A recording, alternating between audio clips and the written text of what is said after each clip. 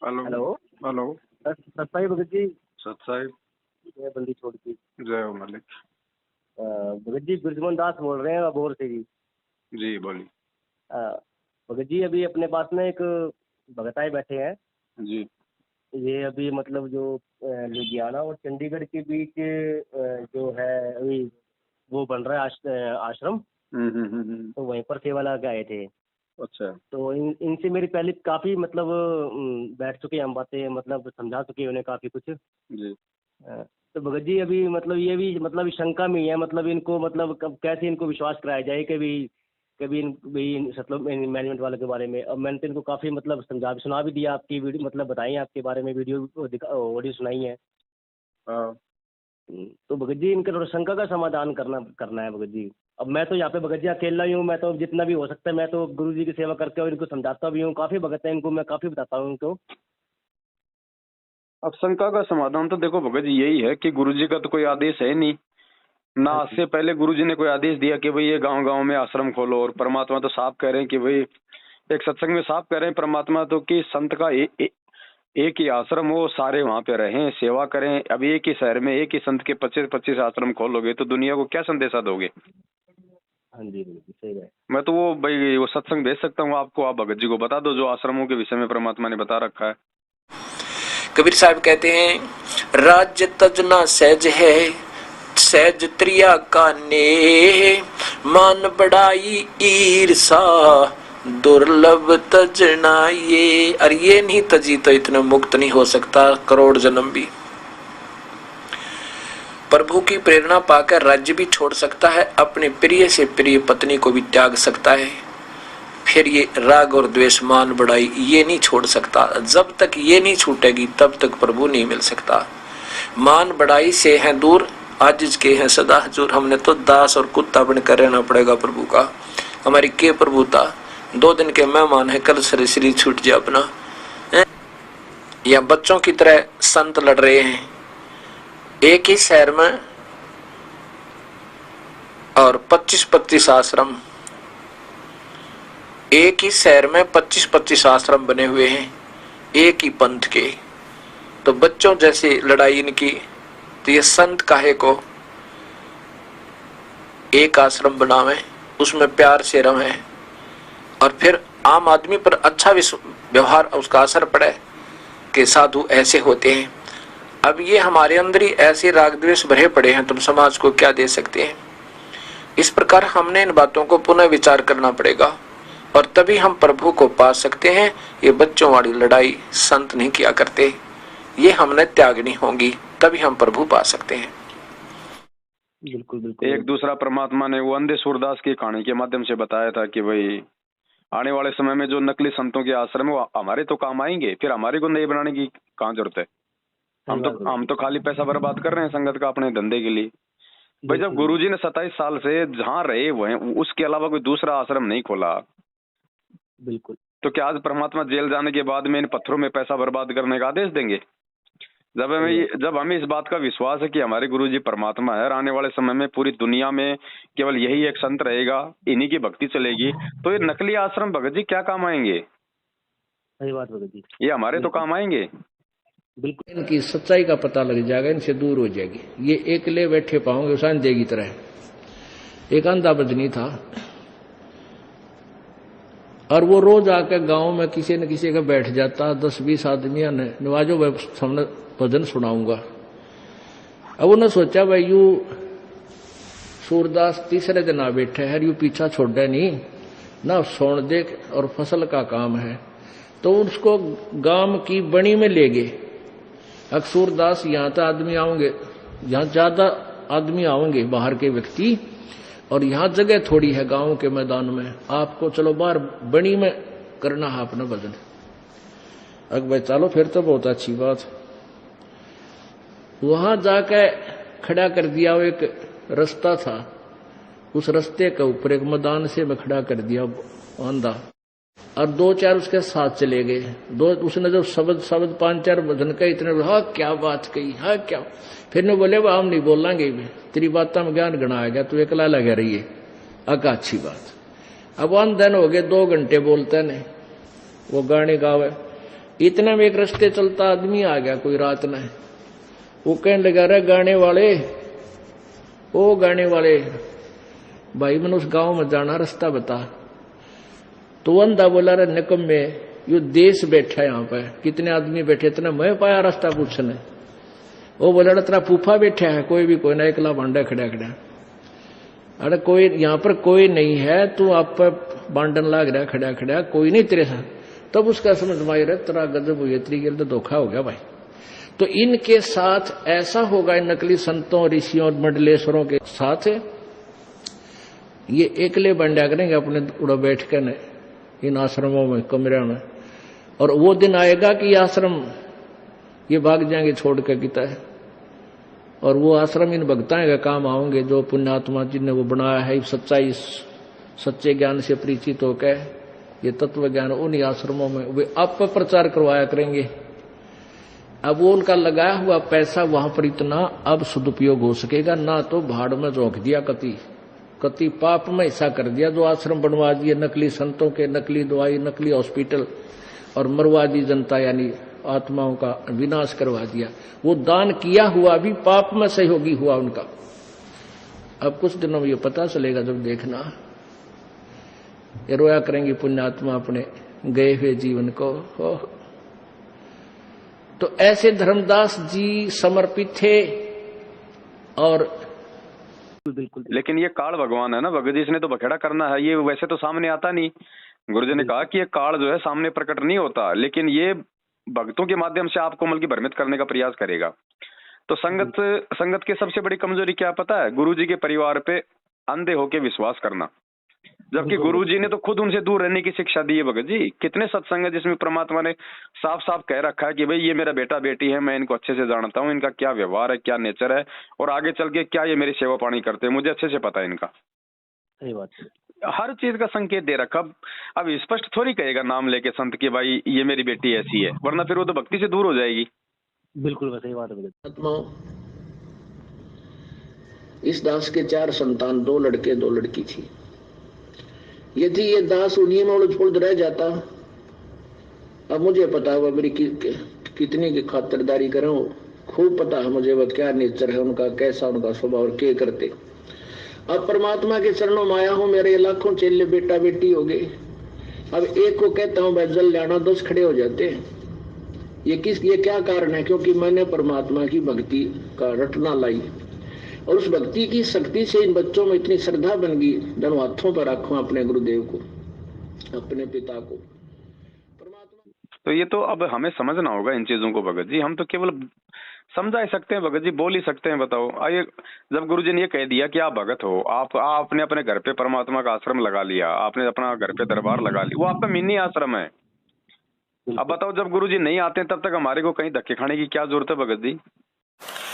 फिर क्या बताते हैं कबीर, राम रटत निर्धन भलो और टूटी घर की छान है, वो सुंदर महल किस काम के जहां भक्ति नहीं भगवान। पुण्यात्माओं, आज परमात्मा के बच्चे जिनको दीक्षा प्राप्त हो चुकी है, उसके परिवार के अंदर एक मिनी आश्रम बन गया। ऐसा स्थान बनाया जाता है जहाँ भगवान के स्वरूप को रखते हैं, जहाँ परमात्मा की ज्योति जलाई जाती है। सभी उठकर वहाँ प्रणाम करते हैं। सुबह और शाम दोपहर को भगवान की चर्चा चलती है, रमैणी होती है, आरती होती है, सुबह के नित्यनेम होते हैं। फिर दिन में जब भी टाइम लगता है, कोई मंत्र कर रहा है, कोई सिमरन सतनाम का कर रहा है, तो कितना माहौल बदल गया ना। उसमें बकवाद बतलावा वो नो बोला, वो नो बोला, उसका नाश होगा, उनका ऐसे नुकसान होने वाला है, वो ऐसे गलती करते हैं। तो इस तरह की बकवादें बतला के उस परिवार, उस घर के अंदर हम ये कुविचार छोड़ देते थे। फिर वो कुविचार हमारे मस्तिष्क में टकराते रहते थे, हमें डिस्टर्ब रखते थे, शांति नहीं होने देते हैं। और जब परमात्मा की महिमा और अमृतवाणी जब स्टार्ट होती है तो कुविचार ऊपर चले जाते हैं और सुविचार उस घर में धीरे धीरे स्थापित होने लग जाते हैं। फिर घर में शांति शुरू हो जाती है। ये तरीका है हमारे को सिर्फ एक मजदूरी के नाम पे वो लोग मतलब यूज कर रहे हैं और कुछ नहीं है इससे ज्यादा। उनको मजदूर चाहिए भगत जी, वो कोई भक्ति के लिए थोड़ी आश्रम खोल रहे हैं। अगर इनको अगर भक्ति का ज्ञान हो, परमात्मा का ज्ञान हो, तो ये गंदी राजनीति करेंगे क्या भगत जी? कभी आरक्षण में शामिल होना है, क्या है ये सब इन्होंने अपना धंधा खोल लिया, जगह जगह बांट लिया इन्होंने। सही बात। जब भी कोई दिवस आता है, कोई बौद्ध दिवस आता है, कोई प्रकट दिवस आता है, तो पाठ रख दो, संगत को मैसेज डाल दो, लोगों को लूटो। सही बात। अगर ये भाई सारे काम किसके पीछे हो रहे हैं? गुरु जी के भाई कर रहा है ना। तो भगत जी से ये पूछो कि जो आदमी 7 साल से पुलिस के आगे भगोड़ा बन के घूम रहा है, क्या उसको खुद को भगवान पे विश्वास है? क्यों भग रहा है? अगर वो गलत है तो भग रहा है ना, नहीं तो आपको भगोड़ा बनने की जरूरत क्या है? पुलिस के आगे जाओ, सामना करो कि मैं सच्चा हूँ, मुझे जेल में डालो, कोई दिक्कत नहीं। मेरे गुरुजी सच्चे हैं, वो भी जेल काट रहे हैं, हम भी काटेंगे सच्चाई के लिए। हम भागेंगे क्यों? और भागने से भगत जी कब तक काम चलेगा? सही बात। तो सबसे पहले तो ये देख लो ना कि वो मेन जो मैनेजमेंट का जो मुखिया है वो क्या है। सही बात। जो 18 नवंबर को आश्रम से कांड के समय भगत जी पीठ दिखा के भाग गया गुरुजी को अकेला छोड़ के, वो भक्तों का कहाँ हो जाएगा? सही बात है भगत जी। तो ये भगत जी विचार करना होगा। आज ये देश भर में हजारों नामदान केंद्र खोल दिए इन्होंने। क्या कभी 27 साल से गुरुजी ने खोले थे भगत जी? एक भी खोला हो तो बता दो आश्रम के अलावा। ये सारा का सारा भगत जी धंधा बन चुका है। और जो लोग समझ जाएंगे ना, उनका सौभाग्य भगत जी। नहीं तो आप देख लो, आए दिन मर रहे हैं लोग, इन्हीं से नाम लेके, इन्हीं से सार नाम तक लेके लोग एक्सीडेंट होके मर रहे हैं, लोग बीमारियों से मर रहे हैं। क्यों मर रहे हैं भाई? गुरुजी ने तो गारंटी दे रखी है कि मेरे भगत को एक्सीडेंट में काल नहीं मार सकता। सही बात। तो फिर क्यों मर रहे हैं? फिर ये किसके भगत हैं? आसाराम के भगत हैं क्या जो मर रहे हैं? क्योंकि मर्यादा में नहीं है, मर्यादा में मैनेजमेंट रहने नहीं देता। बिल्कुल, मैनेजमेंट की संगति ही मर्यादा तोड़ना है भाई। और आप मृत्यु भी होगी, ये नहीं कि नहीं होगी, लेकिन अकाल नहीं होगी। कबीर साहब की शरण आने के बाद अकाल मृत्यु नहीं होगी, एक्सीडेंट में नहीं मर सकते, चाहे आपका प्रारब्ध भी मरने का हो। किसका? जो पूर्ण रूप से मालिक पर समर्पण है और मर्यादा में रहता है। जब लग हंसा हमरी आना, काल लगे ना तेरा बाणा। परमात्मा धमकाते हैं इस काल को कि जब तक जीव मेरे आन कान में रहेगा, मेरी मर्यादा में रहेगा, नियम में रहेगा, काल तेरी चाल नहीं चलेगी, तेरा कोई तीर उस पर नहीं लग सकता। जैसे अकाल मार देता, दुर्घटना में मृत्यु करा देता है, कि तो हार्ट अटैक कर देता या किसी और कारण से। सही बात है। अब ये तो देखो, इन भक्तों को सोचना पड़ेगा। आप और हम तो 7 साल से भगत जी चीख रहे हैं, चिल्ला रहे हैं। हम जबरदस्ती तो किसी का हाथ पकड़ के हटा नहीं सकते भगत जी।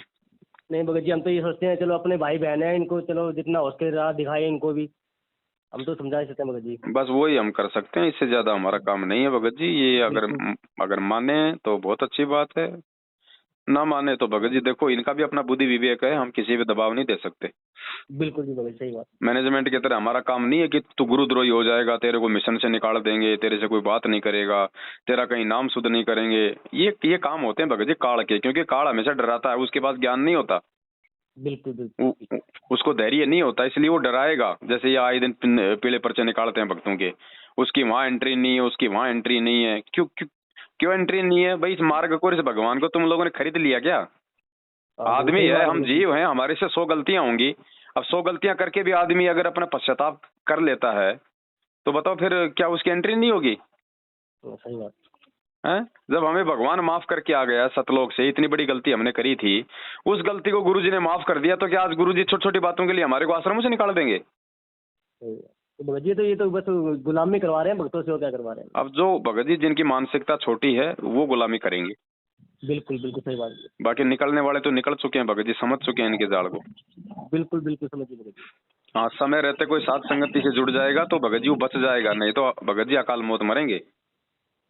सही बात भगत जी। और आए दिन मर रहे, इस कोरोना में हजारों मर गए, क्यों नहीं बचाया परमात्मा ने? मर्यादा में तोड़ी भगत जी। सीधी बात है, तुझे काल बलि भरमाएगा, भाई बंधुओं को दान करवाएगा, है, और फिर वो गुरु वचन तुड़वाएगा, फिर तेरा केस पकड़ के ले जाएगा। बिल्कुल जी, वही हो रहा है भगत जी। ले जा रहा भाई, बिल्कुल ले जा रहा है। भाई को समझा दो, समझे तो अच्छी बात है, समझाना हमारा फर्ज है, जबरदस्ती मत करो। ना ना भगत जी, हम तो देखो समझा ही सकते हैं भगत जी। अब देखो जितना समझेंगे ठीक है, बाकी इनके कर्म अपने इनके साथ, हमारे अपने साथ है, हम तो अपना कर ही रहे हैं भगत जी। हाँ भाई, मजदूरी करनी है तो अपने कहीं और करो ना, कम से कम 2 पैसे तो मिलेंगे, वहाँ पे फालतू में क्यों मिट्टी में सिर ढो रहे हो? सही बात है भगत जी, मैंने तो समझाया है इनको, और क्या है बाकी इनकी बुद्धि भी काम और करेगी ऐसे तो। कोई भगवान ऐसे कोई तगारियां गिरा के थोड़ी मिलता है, भगवान मिलेगा भक्ति से, मंत्र जाप करने से। अपने घर पे करो, क्यों फालतू में काल की मजदूरी कर रहे हो? ये काल की मजदूरी है इन फर्जी आश्रमों में सेवा करना। बिल्कुल बिल्कुल। परमात्मा की मजदूरी नहीं है, परमात्मा की मजदूरी है भक्ति।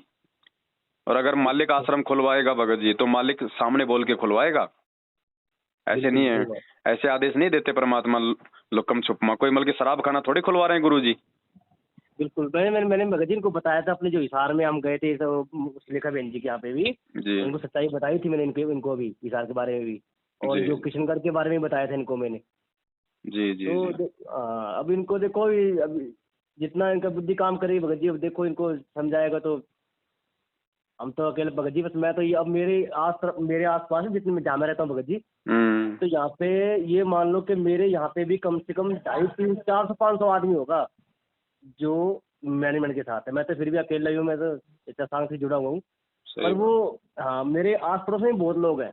हम्म मैं भी मतलब दो जैसे जैसे मेरे पास आते हैं, मैंने गुरु जी की फोटो लगा रखी है अपने चक्की, मेरी चक्की लगा रखी है, चक्की में फोटो लगा रखी है मैंने। तो कोई भगत आके बैठ जाता है तो मैं तो भगत जी देखो सच्चाई मैं तो बोल देता हूँ भगत जी, मैं तो डरता नहीं किसी से। डरना किससे मैं भगत जी? हाँ बिल्कुल, देखो ज्यादा क्या है, अभी चला उठ के चला जाएगा और तो कुछ करेगा नहीं।